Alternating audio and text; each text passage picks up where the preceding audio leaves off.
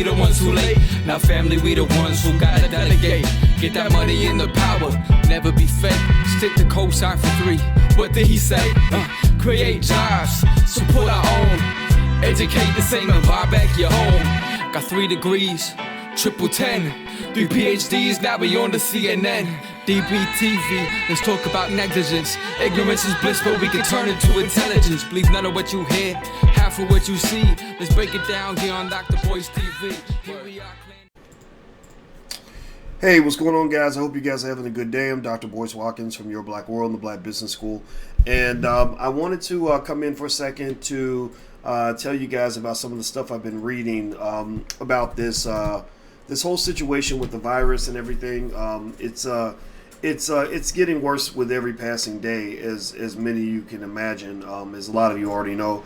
And every day there's there's these interesting updates and dynamics that evolve from what I would consider to be nothing less than just side effects of what happens when you shut an entire economy down. I'll tell you what, I sadly kind of saw a lot of this coming, and it's only going to continue to get worse.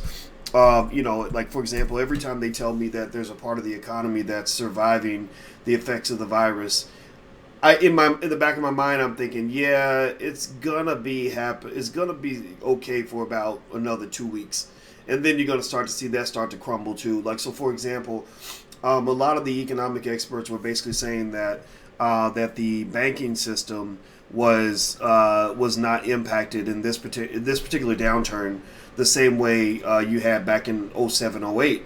And I said, yeah, well, just wait. It's only a matter of time. Just, give it a few more minutes. You shut down the whole economy, you're eventually going to have a dead banking system. So anyway, let's see. So some people might feel like I get on their nerves with all my denial posts. Well, first of all, I want to make it 100% clear. I'm not in denial that the virus exists. We've talked about that. Here's the other thing too. I need people to stop denying that media is manipulative. Stop denying that this is not a partisan battle. People are denying that that people who disagree with them might actually have a point. Most of the time when I talk about this virus, I'm doing something the media doesn't really do very well, which is present data. I present data, particularly CDC data, things like that. Media doesn't do that. The media tells stories. That's why they call them stories. They literally, when they put something in the paper, they say this is a story. So they'll tell you a story, about one person who got sick and died, and the story is designed to, generate an emotional reaction from you. It's designed to get you to feel sad. It's also designed to get you to be afraid. 2 institutions that you got to be careful about in terms of the profitability of fear are media and politicians. Studies show that media and politicians are both aware that the more you make people afraid, the more you're going to get a reaction. When people are scared, they're tuned in to CNN. I don't know if anybody remembers back in 9/11. When 9/11 went down, everybody was mortified because people didn't know what the hell was going to happen next. And people, and I bet you that to this day, 9/11 probably gave the highest ratings ever for CNN. Like, CNN loved 9/11 because they didn't love the country being attacked. I assume that they didn't want that, but the benefit for them was that people would just turn on CNN and be on CNN all day long. So the same thing is happening now. And then with politicians, studies also show that politicians, they've tried campaigning based on positive things. They've tried campaigning based on their track record. They've tried campaigning based on the reasons why you should want to support a certain politician over another one. And they found that none of that works as well as fear and negativity. So if I want to win an election, all I got to do is tell you that my opponent is the devil. And I'm not going to tell you anything about what I do or what I can offer. I'll bring that up later. But first, I want to tell you that my opponent is the devil, and that my opponent, if you elect my opponent, the world's going to come to an end. Right? They're going to come to your house. They're going to make you into a slave. They're going to beat your whole family half to death. Right? I have to scare you. Right? So effectively, what I don't like about all of this is the fear mongering. I think that we can talk about the virus and acknowledge it without getting into some sort of a odd form of almost behavior modification, sort of mind control. Mind control. Remember, I'm marrying a psychotherapist. You know, she's an expert on the subconscious mind. She's not just an expert. She's not just a mediocre expert. She's about to be promoted to a full professor, which is like in universities, you have assistant professors, you have tenured professors, which is a big deal. Then you have full professors, which is the highest you can go up the chain. So I'm marrying a really intelligent black woman who is an expert, one of the world's leading experts on the subconscious mind. And we talk extensively about the way media works incredibly hard to control the minds of the masses. So, with that said, hit the thumbs up button, by the way. If you're watching the Black Financial Channel, make sure you hit the thumbs up button and make sure you subscribe and all that good stuff. And don't forget that we have Black Movie Night next week. You guys know that we're building a Black Hollywood, and we want to do that by making movies and supporting Black filmmakers. So we have Black Movie Night every 2 or 3 weeks. You can go to blackmovienight.net to sign up for the next one. That's blackmovienight.net. It's totally free, totally free. All right, so here's the most recent data, and here's what's going on now in terms of side effects that are occurring that have to be acknowledged. Again, if people feel that somehow my sort of presenting data and facts is a denial of the impact of the virus, that fine, think what you want, but I need you to stop denying that people are going to starve to death and die if you don't let them have their jobs back at some point. If you don't find a pathway back to recovery, people are going to die. Children are going to suffer. I need you to stop denying that people will run out of money, that people can't pay their rent, people are going to get evicted. Like, seriously, if you think I'm denying the virus, then fine, then stop denying that people are going through hell and that most people are not impacted at all by any of this. I'm a mathematician. My master's degree is in math. I taught math at the University of Kentucky, so I know what that 2 + 2 is 4, right? Even when media tells me 2 + 2 is 7, I'm like, no, that doesn't. I did the math. It's actually 4. Y'all need to go check your numbers here. So let me give you some math that'll just kind of help put this into context so that we can look at this based on reality and not spin. It doesn't matter if you're a Democrat. It doesn't matter if you're a Republican. All that matters is that you care about your family and you want to know the truth. Here are the facts right now as they stand. The numbers are changing. The virus, the growth of the virus is real. You got to watch it, right? A virus is something, one of the things I studied extensively in math is the impact of exponential growth. One of the reasons I talk to you guys a lot about investing is because investing involves viral exponential growth in your asset base. That's why I tell you guys to invest because investing, your wealth grows with the same mathematical equations that a virus expands. Right? Albert Einstein actually was baffled. He said the greatest force in the universe is not gravity or black holes. He said it's compound interest. He said because compound interest, the fact that it grows virally, it's such an extraordinary way, really is just astonishing to him. So viruses grow the same way compound interest grows, right? And so with viruses, the reason that you want to monitor the numbers and the reason that you want to be careful when a virus like this pops up is because you don't want to underestimate the potential impact of the virus, right? You don't want to pretend like it's not a factor and that it can't suddenly explode. You have to be smart in terms of containing it. So, so here with this particular virus, what you're dealing with is a situation where we have to make sure it doesn't get out of hand, but it's not even coming close to having a type of impact that would warrant this level of panic and chaos and shutdown. It just doesn't. It's fascinating that if you're a Democrat, you think this is the end of the world and that we should never ever go back to work again. I don't know where these people are getting their money from. I don't know if they just have if they're independently wealthy. I mean, a lot of the liberals that talk about income inequality are interesting people, because a lot of them at the top of the chain are actually multimillionaires, right? They're multimillionaires who are not going to give their money away.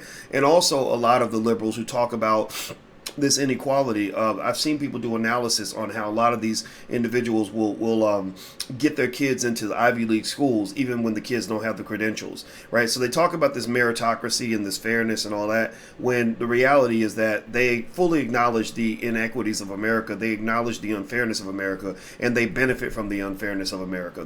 There's studies that show that a bunch of Democratic Party leadership in Congress, they're all getting their kids into these Ivy League schools, and their kids are not having to go through what your kids are going through. They're not taking the same tests. They don't have to get the same scores. They don't have to have the same GPA.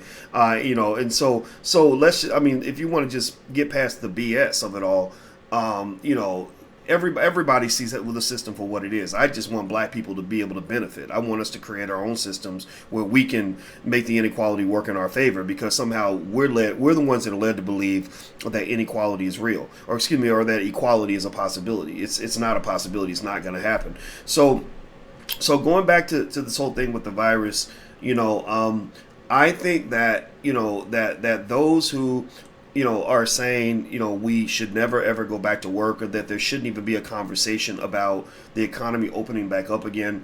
I would say that if you are a person who's economically secure, you don't really have a right to really speak on this, in my opinion. I just don't believe that. Like I'm economically secure. I can stay home forever. I was already quarantined before this all went down. Alicia and I will be fine.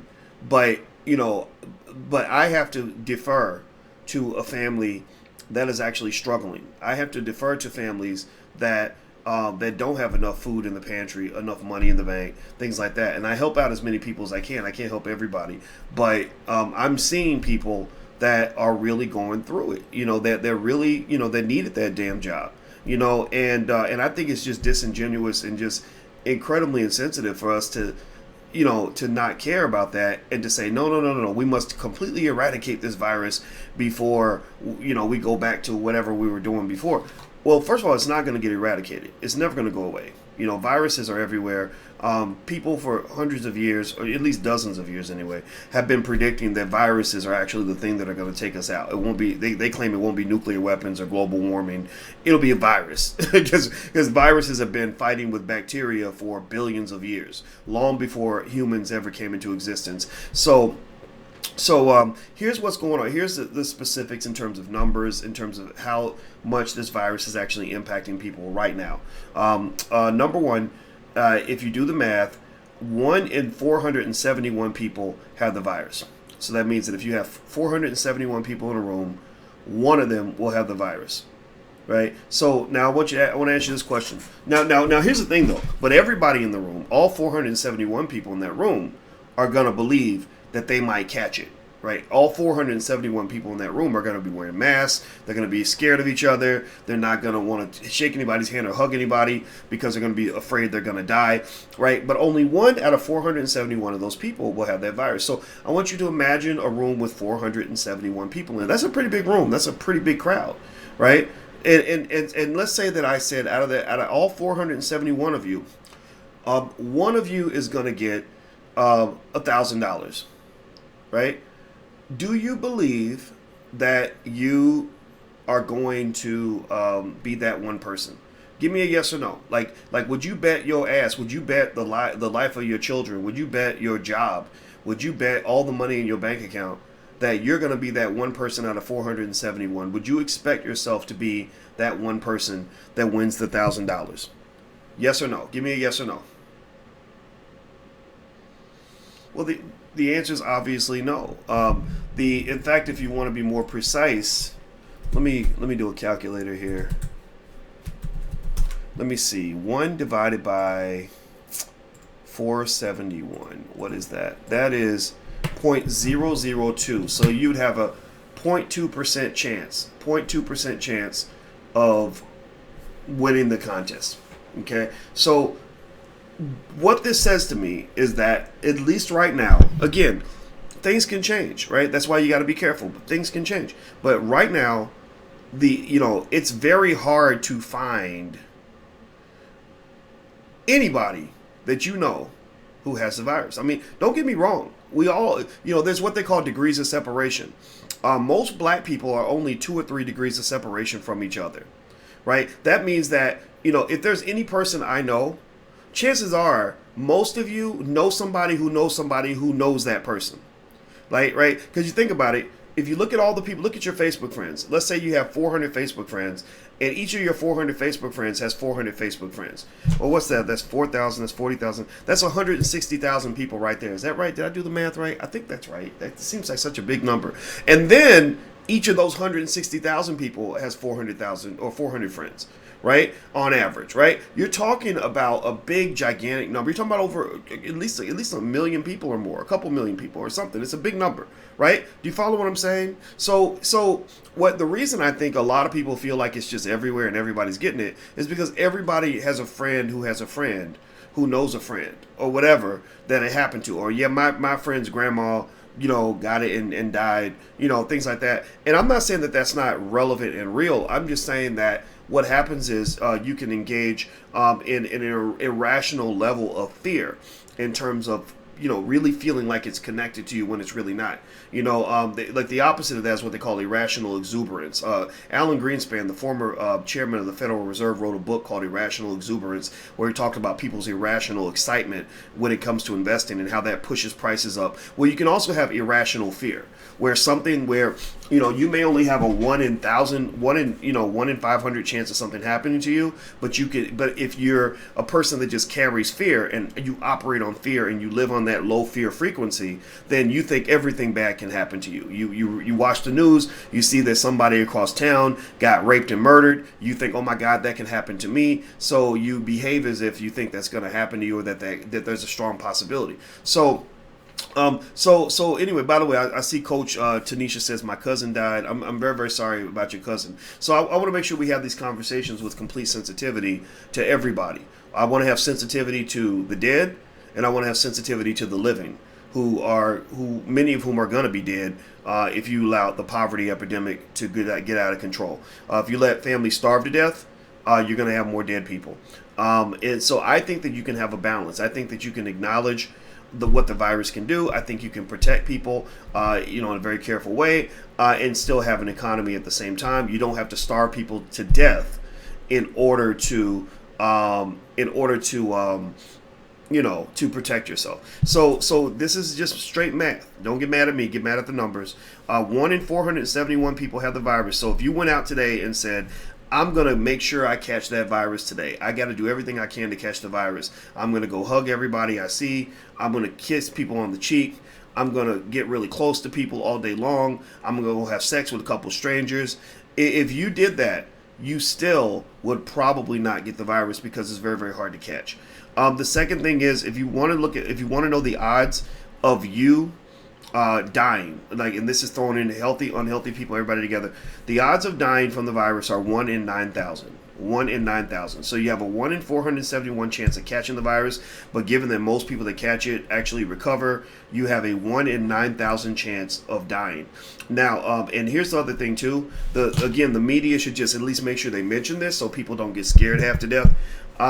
Most of the people that die, I've looked at the data very closely. I go to the CDC website on a regular basis. I go to Johns Hopkins website. I go to the World Health Organization website. So this is not me giving you my opinion. This is me giving you facts and giving you data. The media has been incredibly reckless in terms of not giving you facts and data to back up what they're saying to you. They're just giving you stories. I'm not here to give you a story.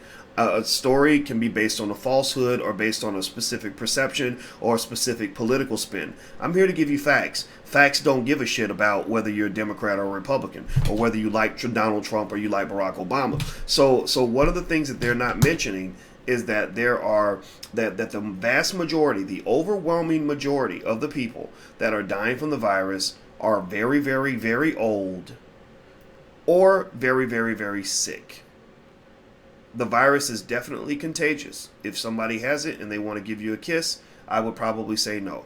I wouldn't give a kiss to somebody who's got the virus. Right? Now, Alicia and I already made an agreement. We already said, look, if one of us got it, then both of us just gonna get it. We're gonna have to help you. We're gonna have to help race, the other one, and we just gonna both have to fight through this. Because 80% of the people that get it actually don't even have any symptoms. They get better, they heal, it's fine, right? So here's where we are. When you're talking about all the people that are facing hunger, there's now the stories are starting to shift. The stories before were, death, chaos everywhere. And some of that is relevant. I mean, 37,000 people, 37,000 deaths in the big picture of things. When you compare that, for example, to the fact that over 250,000 people died from diabetes, which is easily preventable, but it affects a lot of your families. I think it's a little bit strange to be incredibly sensitive to death and suffering when it comes to the virus, but you were never sensitive to death and suffering when it came to diabetes, or never sensitive when it comes to the fact that 1 in 6 Americans die from heart disease, or when I had people last month who were attacking me which it doesn't, I don't give a shit. It doesn't bother me at all, I promise you. But they were really mad at me because I said Lizzo should not, I don't like the idea that she's not just engaging in coonery, but she's mass marketing obesity, the merits of obesity. I had a lot of people that said I was fat shaming. Well, all those people who said I was fat shaming, you have to really check yourself, because you're a little bit hypocritical now, because one of the greatest risk factors in things like heart disease and diabetes is obesity. And so, so if you're running around here saying that you're mad at me because you think I should cry a little more over a couple thousand people that died from a coronavirus, I get that. I understand that. But why were you not sensitive at all to the hundreds of thousands of people who've died from heart disease and diabetes? Because we're mass marketing obesity like it's a good thing. Like we're talking about it like if somebody brings it up, you're fat shaming them. So think about this. You're a hypocrite right now. You showed no sensitivity when all those people were dying from diabetes and heart disease, but now suddenly you got all these tattoo tears for the coronavirus. What you're doing, what you're showing me is that you're not a person who really knows who you are. You're not a person that knows where you stand. You're not a person who really knows what you actually believe in. I'm clear about what I believe in. I could give a shit less. I'm confident in my intellect to the point where a million people, 99.9% of all people could believe this. But if the data tells me that it's actually that's true, I have no problem saying, I know y'all think it's this, but actually I looked at the data and it says that y'all think that's true. No. I know 99.9% of y'all think that's true, but no, I actually think this is true. So to me, those bandwagon fly by night, follow the trend type people who are allowing your perception of the virus to be driven by media or to be driven by what's popular or to be driven by what sounds politically correct, y'all need to just sit down and educate yourself, because right now, honestly, you sound like you're full of shit. Seriously, how the hell are you going to tell me, you're not sensitive because you're not crying over the coronavirus? Whatever. How are you going to say that to me now, when just a month ago you were cheering on obesity, which has killed 10 times more people this year than coronavirus ever could? It's not consistent. If you care about life, you should care about life. Seriously, so just stop it. Just stop it. So anyway, do me a favor, hit the thumbs up button, hit the share button, hit the subscribe button. Also, if you want to learn to buy your first share of stock, you can learn for free from the Black Business School. Go to firstshareofstock.com. That's firstshareofstock.com. You can learn for totally free. I make a little offer to invite you to join my mini class at a great discount. But if you don't want to do that, you don't have to. It's totally free. So go to firstshareofstock.com. So let's see here. Margaret Hudson. Here's a tip. Thank you for your donation, by the way. Here's a tip called The African Diaspora is Building Our Own Black Communities. Unify and Join. Absolutely. I love it. Thank you. Thank you, sister. Errol says you are amazing. Thank you for your donation. You are amazing also. Anybody that wants to help us grow the platform, we'd love to have you as a patron in our League of Intelligent Black People. So feel free to go to intelligentblackpeople.com. That's intelligentblackpeople.com. So going back to this, let's dig into this. Here are the facts. Right now, you're starting to see people protesting around the country, which this is another thing I knew was eventually going to happen. I don't think people are going to allow you to lock them in their houses with no money and no food. Like send them a check for $1,200 and be like, okay, that should hold you over for the year. I mean, that ain't going to work. So the obvious solution is, well, no, maybe instead of $1,200 one time, we should give them a lot more money. Well, America don't work like that. America is a stingy, greedy, capitalist country that doesn't even have the resources to give everybody enough money to survive for the rest of the year. They just don't. They don't care, and I hate that. It really sucks. I wish we had a different kind of government in that way. And we know Trump is not a great president. I don't think he is anyway. Biden actually is a man who's probably going senile. The media is not real. The media is hiding this. They're pretending like they're not noticing, but there are some members of the media who are brave enough to actually step out and say, "Look, this man." Did y'all know? Give me a yes or no if you knew. Did you know that he forgot Barack Obama's name? There was a journalist who said that he was talking about Barack Obama and couldn't remember his name, and then he mentioned that he was a candidate for Senate instead of president. He forgot that what he was running for, what office he was running for, and then he said something. He said something like, he said, "We believe in truth over facts," or something. It was something really weird. And anyway, so Biden, this man, mentally, he ain't really there. He's not the guy. I think that somebody is going to. I'm wondering, is it too late for somebody else to step in and just run for instead of him? I'd be curious if Michelle Obama or somebody is thinking, I'm gonna step in and I'm gonna run for president because this guy ain't ready. So go look it up. Just go research it. Don't take my word for it. Just check it out. The man up here is a little bit gone. We know Trump been gone. Trump's been an ass since 1985. You kind of knew what you were gonna get with him. But Biden, he's sharp when he's sharp, but he's really doing a lot of things on the campaign trail that are a little bit strange. So it'll be interesting to see how that plays out. I want to say thank you to Deidra. She says, "Thanks for what you do, Dr. Boyce." Well, thank you for your support. I really appreciate it. How do you donate?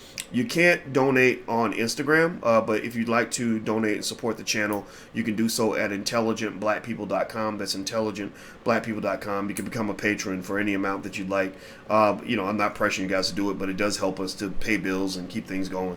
So anyway, here's what's going on now. You've got, because now you've got people that are hungry. That can't afford to pay the bills, that are getting evicted. You're starting to see protests. Texas, Minnesota, and Michigan are at the top of the list. I think you're going to start seeing protests pretty much in every state. You have, so you have a lot of people facing hunger. At the same time, I think 17 million people, they said, could be facing hunger as a result of the virus.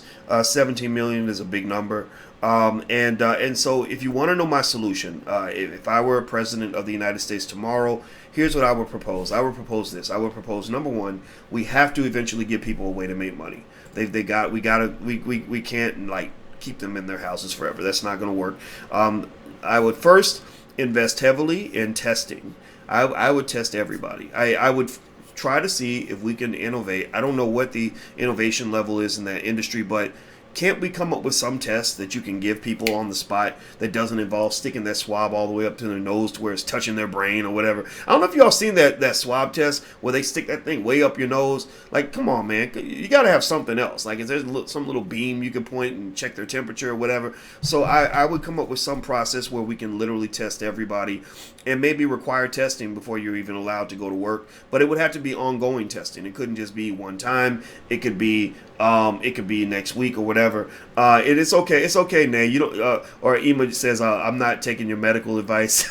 Well, it's okay. You don't have to take my medical advice. I'm actually reciting from doctors. I talk to doctors. A lot of y'all who are just listening to media, stop listening to media and start listening to doctors. I've been listening to doctors. I've been looking up data on the CDC, the World Health Organization, and also there's another. Johns Hopkins Hospital, Mayo Clinic. Sorry, Mayo Clinic has really great resources as well. So stop taking advice from your stupid ass friends. Stop listening to the biased media and stop listening to biased politicians because they're all going to fit a narrative. I wouldn't be surprised if they're really trying to wreck the economy to win the next election. It would not surprise me one bit if they were like, you know what, it doesn't matter if the American public all starves to death as long as they blame the other party. As long as they're blaming the Republicans, then that's great. because they do stuff like that. These politicians don't care about you. The evidence shows that. That's why Congress has such a low approval rating, because they don't really care if the country goes to hell in a handbasket.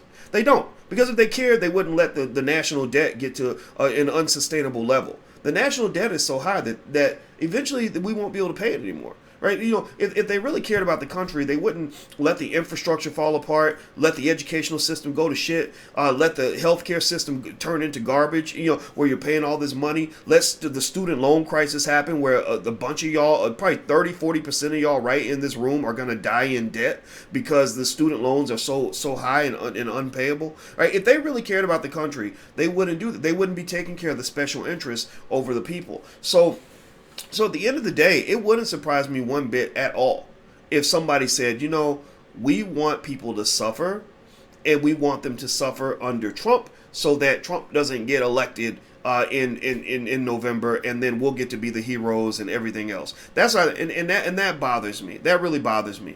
I didn't vote for Trump. I'm not going to vote for Trump in the next election. I didn't vote for Hillary either. I'm not voting for the Democrats either. I don't vote for anybody. But my belief is that if you care about this country, you're going to work with whatever leader is in power. You might just say, look, I can't be in power this time, but maybe next time. But for now, we got to do what's best for the country. So I'm going to find a way to work with you so that we can all keep this thing going, keep this thing called America safe and secure and everything else. Anyway, let's keep going. So here's the solution. I think a lot of testing, test. I think that you quarantine the vulnerable populations. You don't have to quarantine everybody, because here's the deal. When you look at the statistics, again, I'm reciting data. I'm not reciting spin. If you want spin, go to CNN or Fox or MSNBC. I'm reciting data. The data says that the most vulnerable population are people over the age of 85. How many of you, yes, give me a yes or no in the chat. Give me a yes or no in the chat if you are over the age of 85. How many of you, yes or no, are you over the age of 85? If you are, say yes. If you are not, say no. How many of you are over the age of 85? The answer in the chat. Give me a yes or no. Okay, I see Ron and Rahman and Elijah says no. Okay, I see some no's. Any yeses? Okay, Jonathan, no. Okay, I'm seeing no. Okay, Robert says yes. Okay. Well, Robert, we going to quarantine Robert. Everybody pray for Robert, because the virus it's preying on people in Robert's age group. 85 and up, it's hitting that population very, very hard. But here's the good news for you, Robert. Here's the good news for your great grandparents. Actually, if you are over the age of 85, even though you are in the highest risk group that there is, if you got the virus, you're still actually expected statistically to survive. You're expected to survive, actually, because only 10 to 27% of people over the age of 85 who catch the virus actually die. So that means if you have 4 85-year-olds in a room and all of them have corona, don't start planning their funerals right away. Only one of them is going to die. 3 of them are going to survive. Okay, and that's for the highest risk group out there, right? Okay, so if you go down to 75 to 85, it drops to about, I think, 5%. So that means if you have, if you have 100, if you have 20 75-year-olds in a room, 20 people that are 75 years old that are infected, one of them out of the 20 is going to die. The other 19 are going to survive. Do you follow me? Does that make sense? I'm a statistician. My master's was in mathematical statistics, in case you want to know why I love statistics. I'm really, I pay attention to facts and data. I know that that's not popular. I know people want to create their own facts, but I don't do that. I'm giving you facts.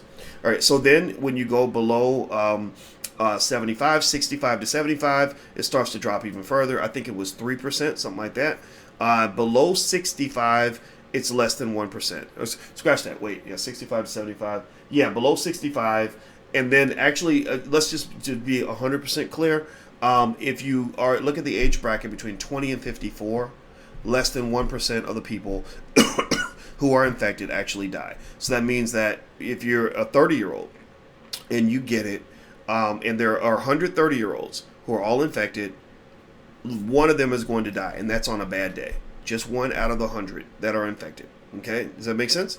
Okay, so What we need to do is, instead of quarantining everybody, there's no reason to quarantine the 20-year-old. I mean, unless you want to keep him away from his grandparents. That's what you need to do. You need to keep him away from his grandparents, maybe for a while. Or have him tested before he can go see grandma. Or he just have to Skype grandma for a while. Or whatever. That's what we do. We, the grandparents want to see the kids, the grandkids that are in our house. And we just say, look, we're going to have to Zoom the kids to y'all. Unless and until you feel comfortable having them back in the house. Right, we don't think they have anything, but they could, so let's just Zoom for a while, right? So you quarantine the vulnerable population. So you quarantine those who are in the senior citizen category. You also quarantine people that have pre-existing conditions. So that means, and unfortunately, one of them is like stuff like diabetes and heart disease, stuff like that. That's why a lot of black people are dying from it, is because, again, the same sensitivity we're showing for the virus, the same fear we have for the virus, we don't have that sensitivity and fear when it comes to things like diabetes or the things that cause us to have heart disease and stuff like that. Because really, if we were really for real serious about health and safety, if we were for real serious about the preservation of life, if we were really serious about keeping people safe and healthy and everything else, then we would have already dealt with a lot of these things in terms of just the food that we eat. When I said Lizzo shouldn't be promoting obesity, mass promoting obesity as if it's a good thing, people should have been cheering. But instead, because people are more comfortable, or that people are more interested in being comfortable and happy than they are in actually being prepared, people got mad and said, how dare you attack Lizzo, for saying that it's okay to be obese. Well, I'm saying no, I don't think it's okay for her to say that, yeah, it's good for you to position yourself where you're going to be the first to die when something like Corona hits your community. Seriously. I heard my sister always says, if you stay ready, you ain't got to get ready. And the reason that more of our people are being taken by this virus than anybody else is because we ain't ready. We don't get ready and stay ready. We try to get ready after the shit done hit the fan, after the disaster occurs. We like to react to the problem after the chaos has ensued, instead of listening to those who tell us, hey y'all, we need to get ready, because if we get ready, if we stay ready, we ain't got to get ready. So let's get ready so we can stay ready, so that we ain't trying to get ready after all the chaos ensues, right? But no, nobody listens to that, because preparation is boring. Nobody wants to do that. Preparation is never as much fun as the party. That's why even during the quarantine, have you noticed that the most popular places that black people love to go are the DJ spots, where you got some DJ who's doing a club quarantine, y'all, right? And I'm not saying there's anything wrong with that. You can party, you can have fun. But if you want to ever know, if you ever want to know why it always seems that we're a day late and a dollar short, if you ever want to know why people can just sneak up on us and take us out at any time, if you ever want to know why people can come up behind us and cut our throat and we don't even know it is coming, it's because we don't put a lot of energy in preparing for the future. We just don't. It's the same reason that a lot of our people don't even want to invest. We'll go buy a Popeye's chicken sandwich in a second. We'll line up out the door down the block for a Popeye's chicken sandwich that's going to give you a big ass diabetes and heart disease and all that stuff, and make you vulnerable to the coronavirus, right? Make you very, literally make you a sitting duck for any virus that might come along. But yet, when somebody comes along and I'm like, hey, that money you putting into the Popeye's chicken sandwich, you should probably be buying some assets for your kids, at least to get some damn life insurance. Oh, Dr. Boyce, you hating. Why you hating, Dr. Boy? You being too serious, Dr. Boy. No, I'm trying to prepare you for the future, man. Like, first of all, that chicken sandwich is going to kill you. And then number two, if you don't invest for your kids, then your kids are going to, starve to death. And, let me stop. I'm getting too carried away. What I'm saying to you overall is that, I understand the emotion. I respect that. Emotion is important. I'm an emotional person, as you can tell. I get emotional when I'm talking about the stuff I'm talking about. I get very emotional because it makes me mad. I think that the biggest curse that I have to deal with every day is that because I'm 48 and not 28, and because I have a PhD and not a GED, there are things that I can see that some maybe other people might have a hard time seeing, right? And it doesn't mean I'm better than anybody. I'm not saying that I'm, smarter than anybody naturally or at any level, whatever. But I can see things. I see things, and sometimes being able to see things in a certain way almost makes you like the crazy person in the movie who can see a ghost, and so they see the ghost coming and they're reacting to the ghost and they're like, "Get away! Watch out! The spirits are coming," and people think that person's insane, right? They think they're crazy. So a lot of people think I'm insane. They think I'm an asshole. They think I'm being too mean or too brash because I'm seeing things and I'm warning people. I'm trying to talk. And there are some people who believe. There are what you might even call them the believers if you want to, right? The people that are like, okay, well, if Dr. Boy sees it, there might be something to that. I'm going to hear what he's got to say. But then you've got, what I would almost call the arrogant, ignorant assholes, who literally will argue you into the ground as if it's not real. You could provide data, it don't matter. You could provide facts, it don't matter. You provide evidence, it don't matter. You provide case studies, it don't matter. You provide anecdote after anecdote, and you say, look, every time black people don't prepare for the future, the shit hits the fan, and then we're whining and crying because we feel somehow the consequences were delivered by somebody else. It's like those guys where you keep warning them, like, man, you keep sleeping with all these girls without wearing a condom, but you're going to have some child support problems and a couple of STDs to go with it. And they don't want to listen, right? It's like, oh, come on, you too serious, man. Be quiet, blah, blah, blah. And then when they sitting in child support with, 8 kids and 6 babies mamas, and the judge says, we're going to take every ounce of your check and we're going to take your stimulus check too. He want to cry about it. He wants to cry. Right? And I'm like, well, why are you crying? Like, you weren't crying when you were sleeping with all those women. You weren't crying when I was trying to talk to you about the consequences of your choices. So I think that we have to sort of, commit ourselves to understanding that there's a connection between what you do and what happens to you. There's a connection between how much you prepare and how prepared you are. So the reason that this particular virus is hitting our people more than it's hitting everybody else is largely because there isn't enough attention paid to the types of food that we're putting into our bodies. We know that corporations love to market unhealthy food to black people. Right, we know that there's racism in that regard. Right, they push that stuff onto our community. They, the food deserts, all that. We know what they do. Right, we know what they do. The bigger question to me is, do you also know what you do? That's the issue. We know what they do. The question is, what did you do? When you have people like Byron Hurt, who made a documentary a decade ago called Soul Food Junkies. I don't know if anybody heard that documentary, but I respect him for making that film. When he talked about how soul food was killing us, giving us all these pre-existing conditions that would wipe us out with corona, did people listen? Or do people say, man, get out of here with that stuff. Pass the chicken, nigga. Seriously, like really, like is that what you heard? You know how people are. People don't want to hear about all of that.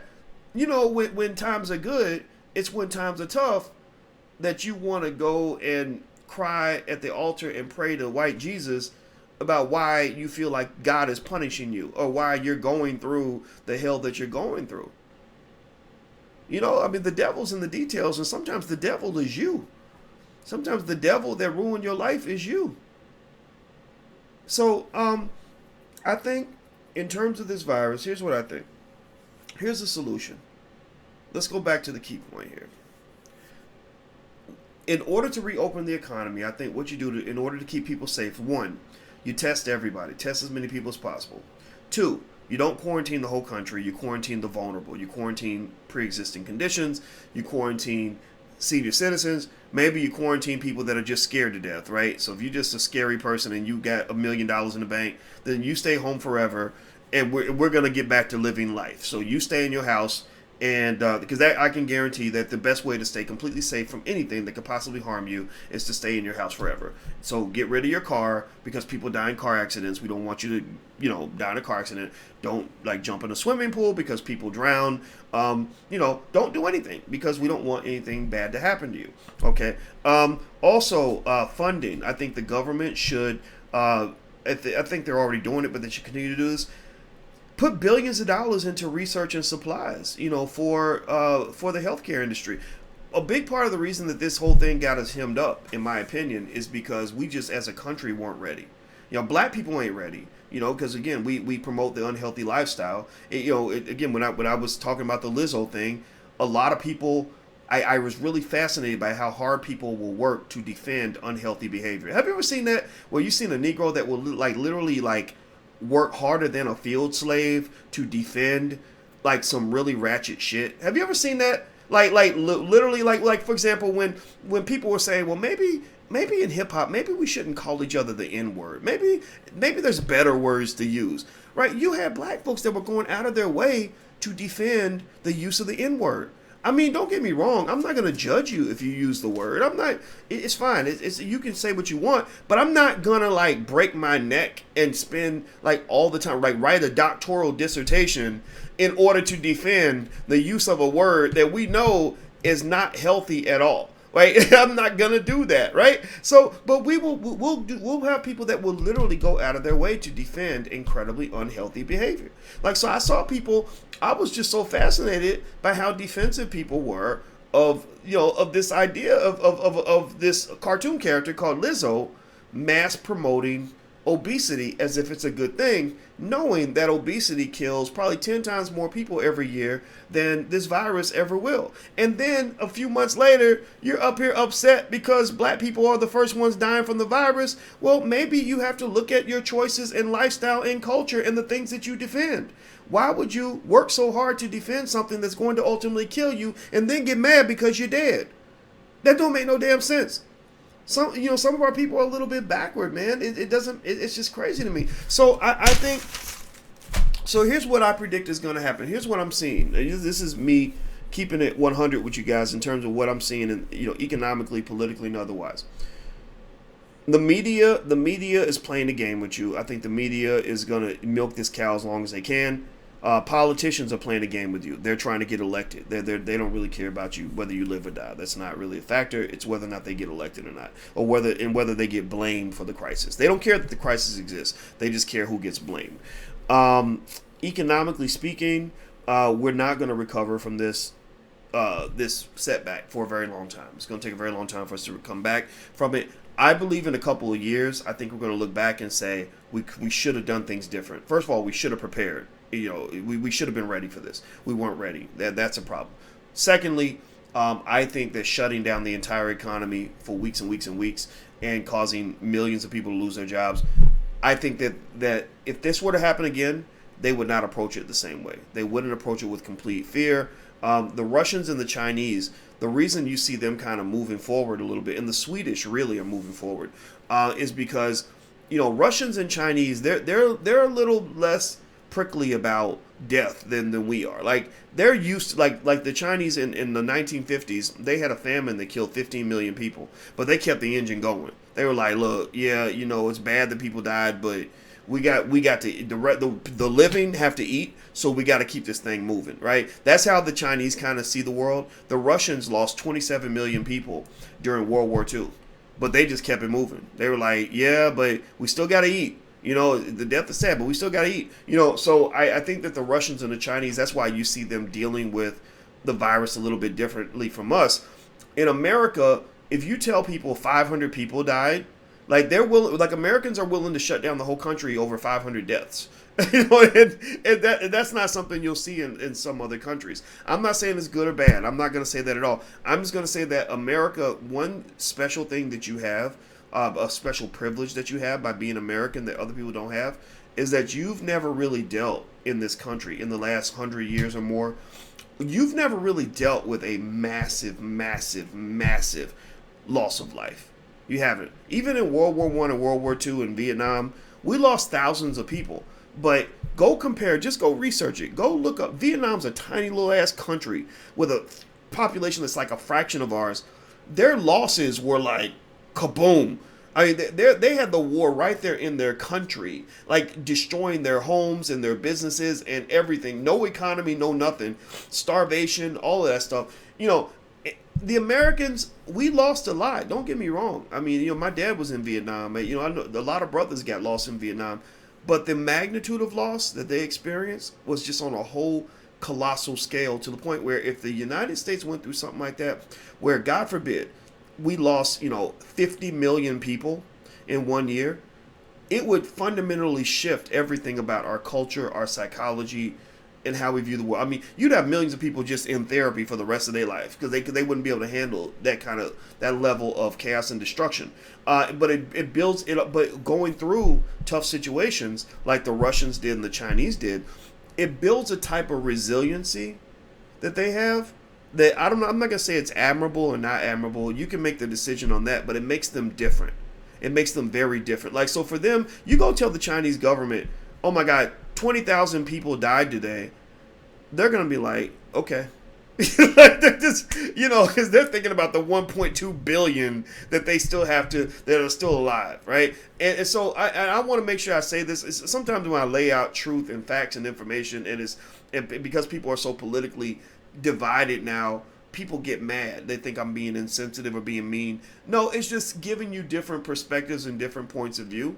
And I think that, the idea that our whole country is paralyzed over 37,000 deaths, a lot of people would say that is an American thing, that Americans are just super sensitive to that kind of thing. You can't shut down Russia over 37,000 deaths. They're just not. They're just like, no, we must just drink extra vodka and keep country going. Like that's how the Russians kind of think. So God forbid, God hope that we never ever, God help us if we ever have to go through what the Russians went through in order to become that resilient, right? I don't want us to go through a situation where we lose 27 million people like the Russians did in World War II. But at some point, there's a good chance it's going to happen. I think the United States has made a lot of enemies around the world. I think our capitalism has driven us to be incredibly insensitive to other people around the globe. But we're attacking. We destroyed Libya for no reason. That was under Obama, by the way. It was your buddy Obama who did that. We've gone to all these other countries and dropped bombs on daycares and all this other stuff. I can't help but to feel and to just be concerned that one day those chickens gonna come home to roost, and if they do, it's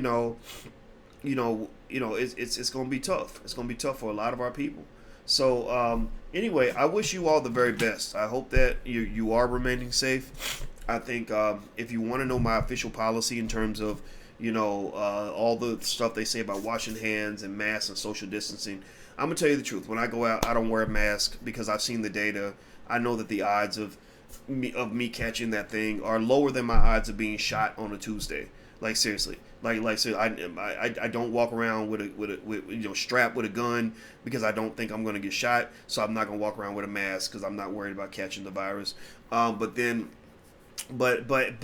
I will say that I think if that's what you got to do to feel better, then that's cool. Wear your mask. Wash your hands. You should wash your hands anyway because it's just nasty not to, and do things to keep yourself safe. Like, don't be out here having unprotected sex and all that, because I don't know if you know, 500,000 people died from AIDS and HIV this year, right? And then out of all the people that didn't die, there's lots of people that just get diseases that never go away. So, just do basic things to protect yourself. But I think that there's a point where you have to say, I'm going to live my life.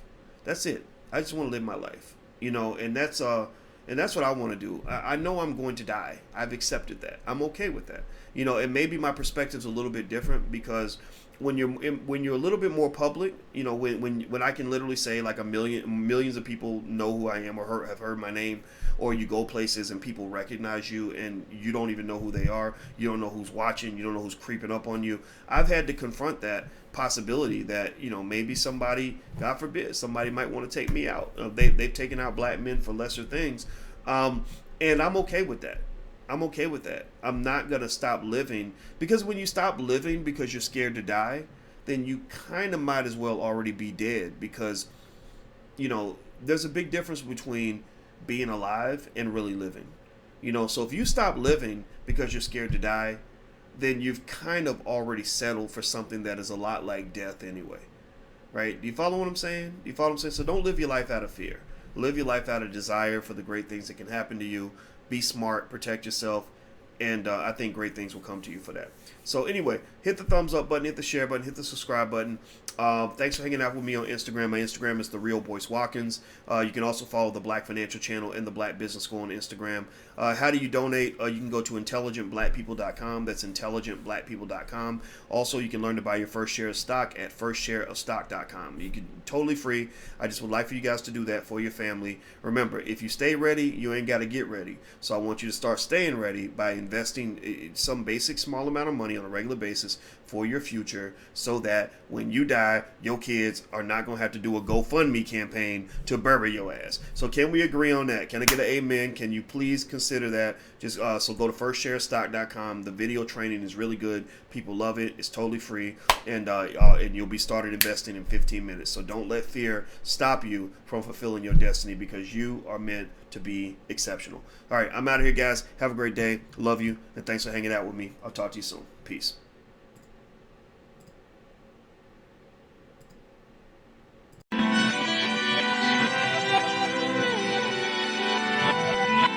Here we are, clan the isms, cataclysm great. Our people out here struggling, trying to make it in this state. Everybody out here doing it, but we the ones who late. Now family, we the ones who gotta delegate. Get that money in the power, never be fake. Stick to cosign for 3. What did he say? Create jobs, support our own. Educate the same and buy back your home. Got 3 degrees, triple 10. 3 PhDs, now we on the CNN. DBTV, let's talk about negligence. Ignorance is bliss, but we can turn it to intelligence. Believe none of what you hear, half of what you see. Let's break it down here on Dr. Boyce TV. Here we are.